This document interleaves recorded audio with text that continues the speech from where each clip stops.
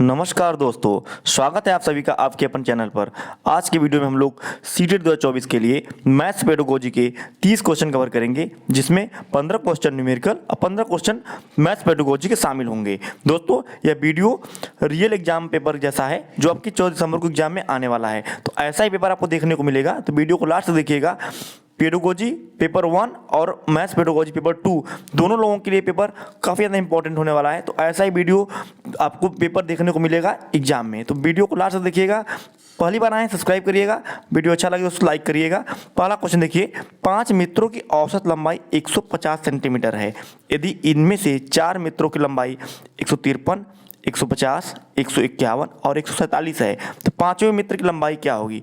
दोस्तों, इस क्वेश्चन को लगाने का दो परंपरागत विधि, एक परंपरागत विधि जो है, एक सिंपल विधि जो है, कहता है कि इन चारों का 4 से गुणा कर देंगे, 150 5 से गुणा कर देंगे, जितना आएगा, देखिए जितना आएगा उसमें इन चारों को जोड़ के माइनस कर देंगे तो आंसर निकल जाएगा। ये तो एक परंपरागत विधि है, लेकिन हम आपको ट्रिक बता रहे हैं, सिंपल ट्रिक है। देखिए औसत कितना 150 है, तो एक देखिए पहला वाला देखिए +3 ज़्यादा है 150 से, दूसरा वाला कोई ज़्यादा नहीं है, तीसरा वाला +1 ज़्यादा है, चौथा वाला -3 कम है। देखिए +3 से +3 कट गया, ठीक है, ये 0 है।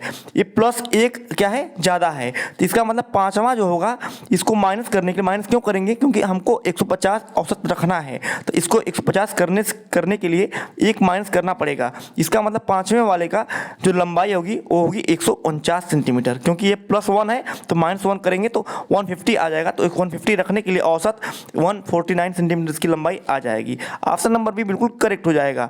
अगला क्वेश्चन देखते हैं, सेकेंड नंबर, 25 मिलियन को भारतीय संख्या प्रणाली में कैसे लिखा जाता है? देखिए 1 मिलियन बराबर होता है 10 लाख, पता ही होगा आप लोगों को, 1 मिलियन बराबर 10 लाख होता है, तो 25 मिलियन बराबर हो जाएगा 250 लाख, 250 लाख। देखिए और 100 लाख में होता है 1 करोड़, तो 200 लाख में होगा 2 करोड़, तो 200 लाख में होगा 2 करोड़, तो 2 करोड़ 50 लाख इसका क्या होगा, आंसर हो जाएगा 2 करोड़ 50 लाख। ऑप्शन नंबर भी करेक्ट हो जाएगा।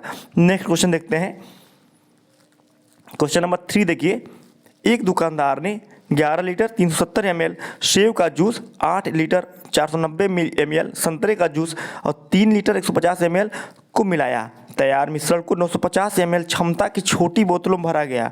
इस मिश्रण को कितनी छोटी बोतलों में भरा जा सकता है और शेष मिश्रण की मात्रा कितनी होगी? काफ़ी इजी क्वेश्चन है, कुछ नहीं करना दोस्तों, केवल आप ऊपर के जितने लिखे हैं ये सब ही क्या करेंगे, ऐड कर देंगे। जो ऐड ऑन करेंगे तो याद रखेंगे 1 लीटर बराबर होता है 1000 ml, ठीक है। तो उसी तरह जब 11 लीटर 370 ml बराबर होगा, 11 लीटर बराबर 11,000 ml धन 370, तो 11,370 हो जाएगा ए, और दूसरा हो जाएगा 8 लीटर के बराबर 8,490, 8,490 हो जाएगा, और तीसरा हो जाएगा 3,150। सबको केवल ऐड कर देंगे दोस्तों, तो आंसर निकल कर आएगा 23,010, ठीक है। अब भाग दे देंगे इसमें, देखिए पता करना है कि कितनी बोतल भरी जा सकती है, तो 950 से भाग देंगे, क्योंकि जो तैयार मिश्रण को 950 ml क्षमता की छोटी बोतलों में भरा जा रहा है, तो कितनी बोतल भरेंगे उससे क्या करें, भाग दे देंगे।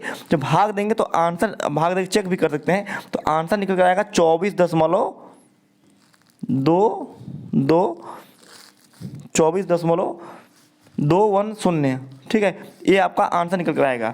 24 लीटर और 210 है, तो 24 लीटर क्या हुआ, पूरा भरा जाएगा 24 बोतलों में, और 210 ml क्या है, बच जाएगा। ऑप्शन नंबर ए जो है बिल्कुल करेक्ट हो जाएगा। नेक्स्ट क्वेश्चन देखते हैं, एक गुलदस्ते के फूलों में गुलाब के फूलों की जो संख्या है, देखिए पूरा नहीं लिखा है, 1/5वां भाग है, 1/5वां भाग है। लिली के फूलों की संख्या आधी है और बचे हुए आर्किड के फूल हैं। यदि गुलाब के फूलों की संख्या 8 है, तो गुलदस्ते में आर्किड के फूल कितने होंगे? देखिए काफ़ी इजी क्वेश्चन है। देखिए फूलों की, गुलाब के फूलों की संख्या 1/5वां भाग है, तो 1/5वां भाग है गुलाब, तो गुलाब की फूलों की संख्या कितनी है, 8 है, दिया हुआ है, तो मतलब पूरा भाग कितना होगा, गुणा कर देंगे 8 × 25 40, तो पूरा जो गुलाबों की पूरे फूल की संख्या है वो होगी 40, तो 40 हो गई पूरा, और 8 क्या है, गुलाब हैं उसमें, ठीक है। और लिली कितनी, आधी है, तो 20 कितनी हो गई, लिली हो गई, तो अब देखा 20 लिली हो गई, 8 गुलाब हो गया, 28 हो गया, तो 12 क्या हो गया, आर्किड के फूल हो गए। तो ऑप्शन नंबर बी क्या होगा, आर्किड कितने फूल होंगे, 12। ऑप्शन नंबर बी करेक्ट हो जाएगा। नेक्स्ट क्वेश्चन देखते हैं, देखिए एक सीढ़ी दिया हुआ है, देखिए सीढ़ी है 3 बराबर 2 धन 1 का स्क्वायर, 7 बराबर 3 धन 2 का स्क्वायर, 16 बराबर 7 प्लस, यहाँ प्लस होगा 7 प्लस 3 का स्क्वायर, जोड़ेंगे तो 16 आएगा। इसी पैटर्न को देखते हुए अगला पद पहचानना है, 2 3 7 16 35 57 आगे। देखिए काफ़ी इजी क्वेश्चन है, देखिए कैसे कर रहा है ये समझ लेते हैं एक बार। अब समझ लेंगे तो आराम से कर लेंगे। 2 धन 1 का स्क्वायर, ठीक है। अगला जब लिख रहा है 7, देखिए 7 जब लिख रहा है तो इसको पहले वाले को उठा रहा है यहाँ से 3 अवधन 1 की जगह 2 का स्क्वायर, ठीक है। अब अगला ये संख्या कैसे आ रही है इसको फाइंड आउट करेंगे, तो इस 7 को यहाँ रखेंगे और 3 का स्क्वायर कर देंगे तो कितना आ जाएगा, 3 3 के 9, 9 से 16, 16 आ गया, ठीक। उसी तरह 16 को यहाँ रखेंगे और 4 का स्क्वायर कर देंगे तो 4 चौके 16, 16 32 हो गया। अगला देखेंगे तो 32 को यहाँ फाइंड आउट रखेंगे और 5 का स्क्वायर कर देंगे तो कितना आ जाएगा, जोड़ लेंगे 57 आ जाएगा। तो 57 तक दिया है, अगला फाइंड आउट करना है तो अगला हो जाएगा 57 को यहाँ पुट करेंगे और यहाँ 5 का स्क्वायर कर चुके हैं, 6 का स्क्वायर कर देंगे तो 36 और धन 57 कितना आ जाएगा, 93। ऑप्शन नंबर सी जोड़ के देख लेंगे, 36 में 57 जोड़ेंगे आ जाएगा 93। तो 93 क्या होगा, इसका आंसर हो जाएगा। आशा करते हैं आप इजीली समझ गए होंगे, ठीक है। नेक्स्ट क्वेश्चन देखते हैं।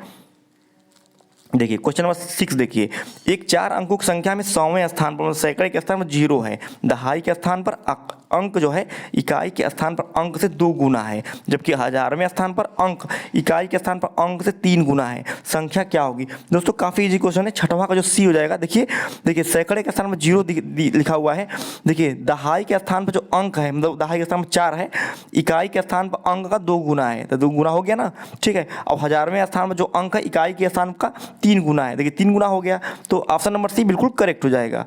आगे देखते हैं 7वां नंबर देखते हैं।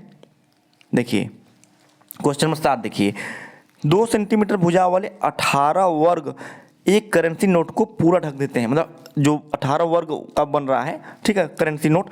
तो 3 ऐसे नोट को ढकने के लिए कितने वर्ग की आवश्यकता होगी। देखिए पहले एक नोट को ढकने के लिए 18 वर्ग की आवश्यकता है, तो 3 नोट को ढकने के लिए 18 54 वर्ग सेंटीमीटर की आवश्यकता होगी। 7वां का क्या हो जाएगा, ऑप्शन नंबर डी हो जाएगा। अब आगे बढ़ेंगे क्वेश्चन नंबर 8 की तरफ। देखिए अगला क्वेश्चन देखिए, विभिन्न गांवों में किसानों की एक दिन की मजदूरी नीचे दी गई है, गांव ए बी सी डी और एक दिन की मजदूरी दी गई है। देखिए जगत है, यहाँ पढ़िएगा, जगत गांव ए में 105 दिन काम करता है और रेणु गांव में सी में 180 दिन काम करती है, कौन ज़्यादा रुपये कमाता है। तो आइए चेक कर लेते हैं। देखिए गाँव ए में जगत काम करता है, पहले जगत का देख लेते हैं कि 105 दिन काम करने में कितना रुपया कमाया ए में। तो ए में काम कर रहा है तो 185 दिन, एक दिन की मजदूरी, तो काम कर रहा है कितना दिन, 105 दिन, तो 105 से गुणा कर लेंगे। जब गुणा करेंगे तो इसी आपका आंसर आएगा 19,425। इतना रुपया कमा रहा है जगत 105 दिन में, ठीक है, 425, ठीक। अब देखिए रेनू को चेक कर लेते हैं, तो रेनू कितना कमा रही है। तो रेनू देखिए काम करे सी वाले में, तो सी में 93 रुपया मिल रहा है एक दिन का। अब काम कर रही है रेनू कै दिन, 180 दिन काम कर रही है, लेकिन मजदूरी कम है, तो रेनू का पूरा टोटल होगा 16,740, ठीक है। तो आप खुद बताइए, जगत कमाया 19,000 और रेनू कमाई 16,000, तो माइनस कर देंगे रेनू का 16,740 माइनस कर देंगे तो आंसर निकल कर आएगा 2,685 रुपया। जगत ज़्यादा कमा रहा है, तो ऑप्शन नंबर ए देखिएगा, जगत रेनू से 2,685 ज़्यादा कमाता है। काफ़ी इजी क्वेश्चन था, मल्टीप्लिकेशन करना था, ठीक है। आगे बढ़ते हैं क्वेश्चन नंबर 9 की तरफ। देखिए क्वेश्चन नंबर 9 देखिए, रुकिए आ गया। देखिए क्वेश्चन नंबर 9 देखिए, रहनुमा माचिस की तीलियों से विभिन्न बहुभुज बनाती है और चांद मतलब प्रोटेक्टर की सहायता से उसके अंतःकोणों को मापती है। अंतःकोण समझ रहे होंगे आप लोग। देखिए जैसे अंतःकोण किसे कहते हैं, ए वाला अंतःकोण, अंदर वाला जो है अंतःकोण कहलाता है, ठीक है। तो मापती है, वह 3 तीलियों से एक त्रिभुज बनाती है और फिर एक तीली और लगाकर उससे चतुर्भुज बनाती है, फिर वह एक तीली और लगाकर एक पंचभुज बनाती है इत्यादि। इन आकृतियों के कोणों के बारे में निम्नलिखित में से कौन सा कथन सही है। देखिए लिखा है कि पहला लिखा है किसी भी बहुभुज के अंतःकोणों का योग 360 डिग्री होता है, बिल्कुल गलत बात है। सभी बहुभुज के अंतःकोणों का योग 360 नहीं होता है, चतुर्भुज के अंतःकोणों का योग 360 होता है केवल, ठीक है। बी देखिए क्या कर रहा है, किसी चतुर्भुज के अंतःकोणों का योग त्रिभुज के अंतःकोणों का योग 3 गुना होता है, बिल्कुल गलत बात है। 3 गुना नहीं होता है, क्योंकि त्रिभुज का 180 होता है और चतुर्भुज का 360 होता है, तो 3 गुना नहीं बल्कि कितना 2 गुना है केवल, तो ये भी गलत हो गया।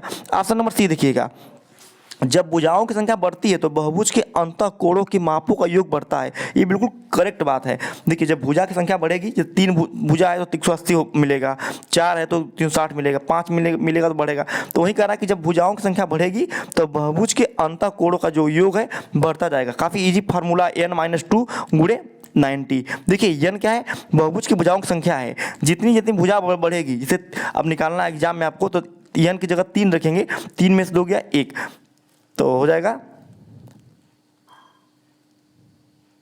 ठीक है, π/2 कर देंगे यहाँ पर। ठीक है, तो ऑप्शन नंबर सी क्या है, बिल्कुल करेक्ट हो जाएगा। नेक्स्ट देखिए क्वेश्चन नंबर 10 देखिए, गौरव ने स्टेशन ए से स्टेशन बी की तक की दूरी 20 किलोमीटर 237 मीटर तय की। फिर उसने स्टेशन बी से स्टेशन सी की दूरी 32 किलोमीटर 355 मीटर दूरी तय की। इसके बाद उसने सी से डी की दूरी 43 किलोमीटर 458 मीटर दूरी तय की। गौरव द्वारा तय की गई कुल दूरी कितनी होगी? काफ़ी इजी क्वेश्चन है। देखिए 20 1 किलोमीटर बराबर कितना होता है? 1000 मीटर होता है। सबको पता ही होगा आप लोगों को, 1 किलोमीटर 1000 मीटर। तो देखिए 20 किलोमीटर बराबर 20,000 मीटर, तो पहली दूरी हो जाएगी 20,000। आप क्वेश्चन नंबर 10 देखिएगा। देखिए तो ये हो जाएगा, देखिए सिंपल ऐड कर दीजिए, 20 32, पहले किलोमीटर को ऐड कर दीजिए आप 43, तो कितना आ जाएगा? आ जाएगा 95। ठीक है, लेकिन अब मीटर को ऐड करिए। मीटर में देखिए 237 लिखा है, फिर लिखा है तो 355 लिखा है, और तीसरा लिखा है 458। जब इसको ऐड करेंगे तो आएगा 1050।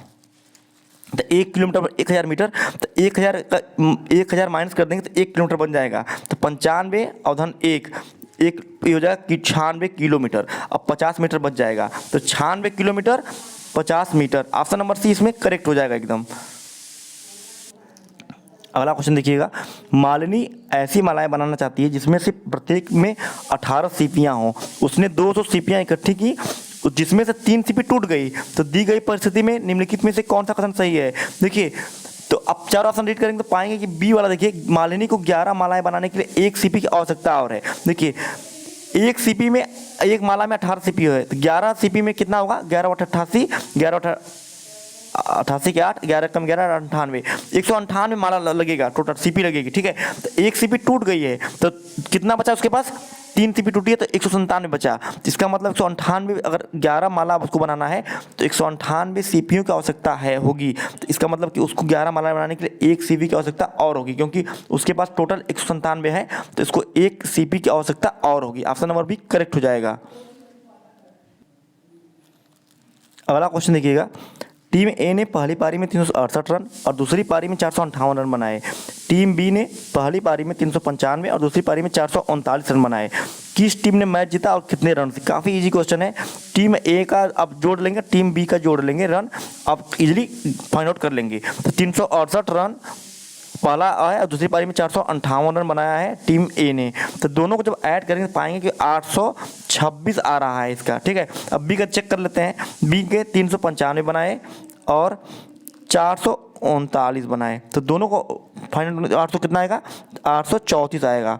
देखिए तो टीम बी जीती है कितने रन से? माइनस कर देंगे 834, तो और ये 8 रनों से क्या है? टीम बी जीत गई है। 8 रनों से केवल टीम बी जीती है। आगे बढ़ते हैं क्वेश्चन नंबर 13 की तरफ। देखिए छुट्टी के दिन मैरी सुबह 9 बजे उठती है और दोपहर 2 बजे भोजन करती है। उनकी घड़ियों में सुइयों द्वारा उपरोक्त दोनों समय बनाए गए क्रमशः कोड निम्नलिखित में से कौन से होंगे? तो काफ़ी ईजी क्वेश्चन देखिए दोस्तों है। देखिए जब 9 बजता है, देखिए पहले 9 बजेगा जब, तो ऐसे बनेगा, समकोण बनेगा। 9 बजेगा तो इसका मतलब पहला समकोण होगा, और जब 2 बजेगा, 2 ऐसे बजेगा ना, 2 यहाँ रहेगा, 12 यहाँ रहेगा, तो 2 बजेगा तो 45 डिग्री 60 डिग्री कोण बनेगा। तो 90 डिग्री से कम होता है न्यून कोण, और देखिए समकोण बनेगा, न्यून कोण बनेगा। ऑप्शन नंबर डी बिल्कुल करेक्ट हो जाएगा। अगला क्वेश्चन देखिए, क्वेश्चन नंबर 14 देखिए वो इनकम्प्लीट है। 15वां क्वेश्चन देखेंगे। एक रेलगाड़ी नई दिल्ली रेलवे स्टेशन से मंगलवार को 3:15 पर दोपहर में चली और मुंबई सेंट्रल पर अगले दिन 9:40 पर पहुंच जाती है। उस रेलगाड़ी द्वारा यात्रा में पूरा समय कितना लगा गया? काफ़ी इजी क्वेश्चन है। देखिए 3:15 से लेकर 4 बजे के बीच में, 4 बजे शाम होगा तो 45 मिनट्स चल दी। ठीक है, फिर रात के जब 12 बजेगा तो वो 12 अगला दिन जब होगा तब तक वो 4 8 12 8 घंटे ट्रेवल और कर दी। ठीक है, 1 मिनट में है। ठीक है, उसके बाद 9 घंटा 40 मिनट और चली और अपने गंतव्य तक पहुंच गई। सभी को ऐड करना है केवल तो 9 8 17 घंटा हो जाएगा, पहले ही 17 घंटा इधर मिल जाएगा और 40 मिनट और 45 मिनट ऐड कर देंगे तो देखिए, तो 20 मिनट इसमें से 1 घंटा निकल के और निकल के आ जाएगा, तो 1 घंटा 25 मिनट आएगा, तो मतलब 17 1 18 घंटा, 18 घंटा 25 मिनट आएगा answer. Option number C correct हो जाएगा। ये रहे न्यूमरोलॉजी के जो ये तो गणितीय आपके क्वेश्चन थे। अब मिलेंगे आपको पेडागोजी के क्वेश्चन आगे।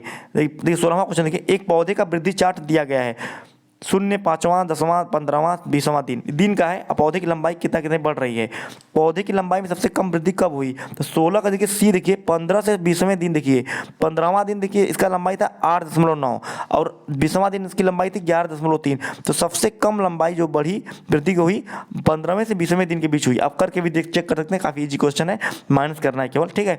तो आगे बढ़ते हैं। अब आपको मिलेंगे पेडागोजी के क्वेश्चन। देखिए 17वां क्वेश्चन देखिए क्या कर रहा है, गणित में आकलन के साधन के रूप में उपाख्यानात्मक अभिलेख मतलब रिकॉर्ड के लिए निम्न में से कौन सा कथन सही है। देखिए 4 ऑप्शन दिए गए हैं, अब मैं पूरा ऑप्शन रीड नहीं करूंगा, आप लोगों पूरा ऑप्शन रीड करिएगा, समय कैसे बचत होगा आपके। 17 का देखिए ऑप्शन नंबर डी देखिएगा, दिन प्रतिदिन के आधार पर बच्चे की प्रगति को लिखित रूप में समावेशित करता है और अवलोकनात्मक विस्तृत अभिलेख रिकॉर्ड रखता है। ऑप्शन नंबर डी बिल्कुल करेक्ट हो जाएगा इसका। नेक्स्ट क्वेश्चन देखिए 18वां, निम्नलिखित में से कौन सी रणनीति प्राथमिक क्लास में भिन्न की संकल्पना को प्रस्तुत करने के लिए अति उपयुक्त है। देखिए 4 ऑप्शन दिए गए हैं, चारों में ऑप्शन नंबर सी देखिएगा, वृत्तों और आयताकार पहियों के सममित कटआउट्स के साथ भिन्नों को निरूपित करने के लिए कागज मोड़ने की गतिविधि का प्रयोग करना। ऑप्शन नंबर सी इसमें बिल्कुल करेक्ट हो जाएगा। भिन्न की संकल्पना को अगर बच्चों को बताना है प्राथमिक क्लास में छोटे बच्चों को, तो इस सबसे ज़्यादा उपयुक्त क्या होगा, विधि होगी, ठीक है। अगला क्वेश्चन देखेंगे, देखिए निम्नलिखित में से कौन सा कथन सत्य है। एक इस तरह क्वेश्चन सी टेट और विभिन्न परीक्षाओं में पूछे गए हैं। एक देखिए पहले आप समझेंगे भाज्य अभाज्य संख्या क्या होता है, तो आप देखिए भाज्य संख्या वो होता है जो 2 से, जिसे देखिए पहले अभाज्य समझ लीजिएगा। भाज्य संख्या वो संख्या होती हैं जो एक और स्वयं के अतिरिक्त और भी संख्याओं से कटनी चाहिए, विभाजित होनी चाहिए। अभाज्य संख्या वे उन्हें कहते हैं, एक से बड़ी वे संख्याएं जो या तो स्वयं से और एक से के अलावा किसी संख्या से विभाजित न हो, उन्हें कहते हैं अभाज्य संख्या या प्राइम नंबर।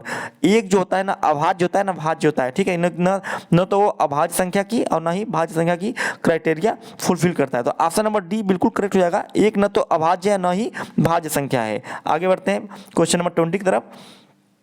देखिए इसमें फिल आउट करना है, फिलअप करना है इसमें। तो गणितीय पहेलियों का उद्देश्य किसको बढ़ावा देना है। देखिए ड्रिल अभ्यास को, गणित में रुचि को, समस्या समाधान कौशल को, कलन विधि बल देना, सही इसमें, ठीक है, सही विकल्प चयन करना है। तो 20वां का देखिए केवल बी और सी होगा, बी और सी करेक्ट होगा, बी और सी, गणित में रुचि और समस्या समाधान कौशल, ये बिल्कुल करेक्ट हो जाएगा, ठीक है। कलन विधि बल देना और ड्रिल अभ्यास करना ये क्या है, गलत है, ठीक है। ये गणितीय पहलुओं का उद्देश्य नहीं होता है, बी और सी केवल करेक्ट हो जाएगा। अगला क्वेश्चन देखते हैं, क्वेश्चन नंबर 21, राष्ट्रीय पाठ्यचर्या रूपरेखा एनसीएफ 2005 के अनुसार इसमें क्या सही हो सकता है। तो 21 का पूरा ऑप्शन रीड करेंगे तो ऑप्शन सी पाएंगे, गणित शिक्षण का जो संकीर्ण उद्देश्य होता है संख्या संबंधी कौशल विकास करना और उच्चतर उद्देश्य समस्या समाधान कौशल विकसित करना है। एनसीएफ 2005 के अनुसार यही ऑप्शन नंबर सी बिल्कुल करेक्ट हो जाएगा।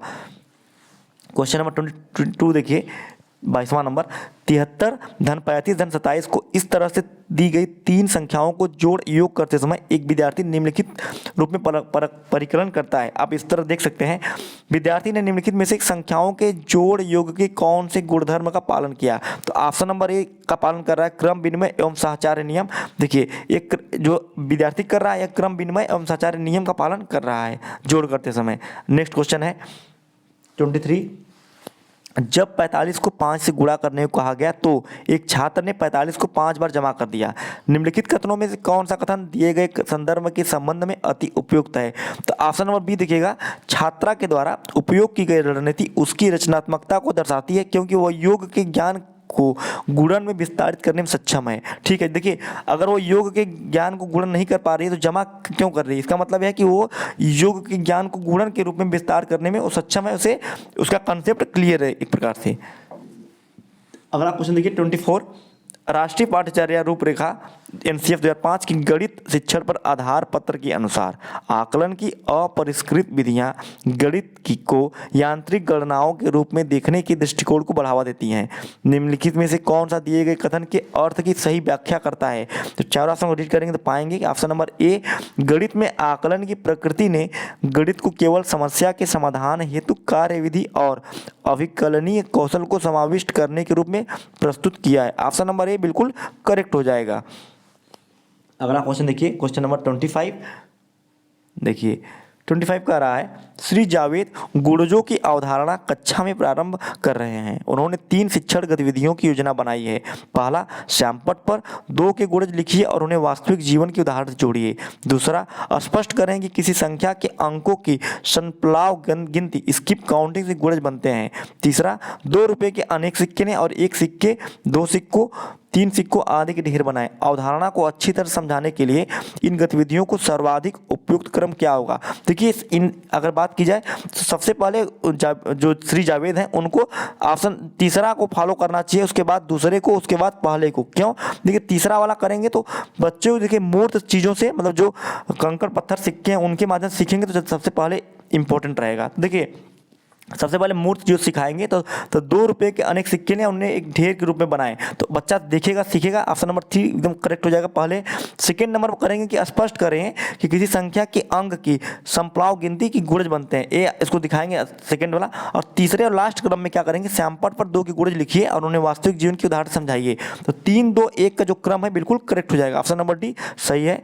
नेक्स्ट क्वेश्चन देखिए, एक क्लास में अधिकांश छात्र कहते हैं कि 360 + 55 होता है। 360 + 55 3, 1, 1, 5। इस भ्रांति को दूर करने के लिए कौन सी अवधारणा को दोहराना सबसे उपयुक्त होगा? ठीक है, देखिए इस तरह की अगर बच्चा कह रहा है तो देखिए जोड़ने के समय पुनः समूहीकरण इस विधि का उपयोग सबसे ज़्यादा उपयुक्त होगा उसकी कंसेप्ट को समझाने के लिए। ठीक है, आगे बढ़ते हैं। क्वेश्चन नंबर 27, निम्नलिखित में से कौन सा वैन हेले के अनुसार ज्यामितीय विवेचन के स्तरों का सही क्रम को निरूपित करता है? तो 27 का जो सही आंसर होगा, दृश्यीकरण, उस विश्लेषण, फिर संबंध पहचानना, फिर निगमन, फिर स्वयं सिद्धि। यह जो क्रम है इसको नोट कर लीजिएगा। यह क्रम वैन हेले के अनुसार ज्यामितीय विवेचन के लेवल को सही क्रम इसका निरूपित करता है। अगला क्वेश्चन है 28, दिए गए कथनों में 2 अभिकथन दिए गए ए और आर, मतलब पहला अभिकथन है फिर उसका रीजन है। तो अभिकथन ए कह रहा है प्राथमिक विद्यालय में गणित पाठचर्या को मूर्त से अमूर्त की ओर बढ़ना चाहिए। कारण लिख रहा है कि विद्यार्थी बिना चिंतन सोचे गणित करना आरंभ कर देते हैं। सही विकल्प का चयन करिए।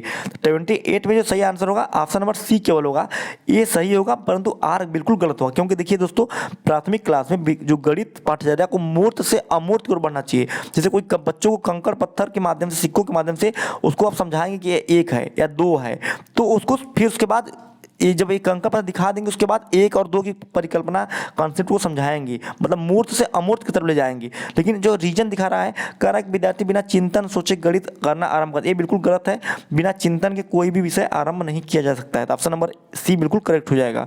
अगला क्वेश्चन देखिए, राष्ट्रीय पाठचर्या एनसीएफ 2005 के अनुसार गणित में कक्षा पर आधारित आकलन के बारे में कौन सा कथन अति उपयुक्त है?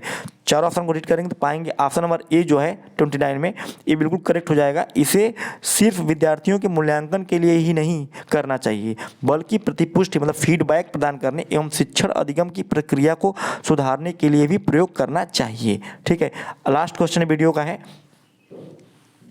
विभाजन पर परिचयात्मक कक्षा में उपयोग करने के लिए किसी शिक्षक के लिए निम्नलिखित में से कौन सी रणनीति सर्वाधिक उपयुक्त है? तो चारों ऑप्शन को रीड करेंगे तो पाएंगे कि ऑप्शन नंबर डी देखिए, आपकी माँ के पास 9 पेंसिलें हैं, वह आपको आपके भाई और आपकी बहन को बराबर बराबर पेंसिल देना चाहती है, वह तो कितनी पेंसिल मिलेगी? देखिए अगर विभाजन की बात की जाए, डिवीजन की बात की जाए दोस्तों, तो इस तरह का जो क्वेश्चन है, इस तरह की रणनीति है, बिल्कुल क्या है उपयुक्त होगी। ठीक है, छोटे बच्चों को समझाने के लिए। तो ऑप्शन नंबर डी बिल्कुल करेक्ट हो जाएगा। दोस्तों वीडियो कैसा लगा कमेंट में बताइएगा। मिलते हैं नेक्स्ट वीडियो के साथ, तब तक के लिए जय हिंद जय भारत।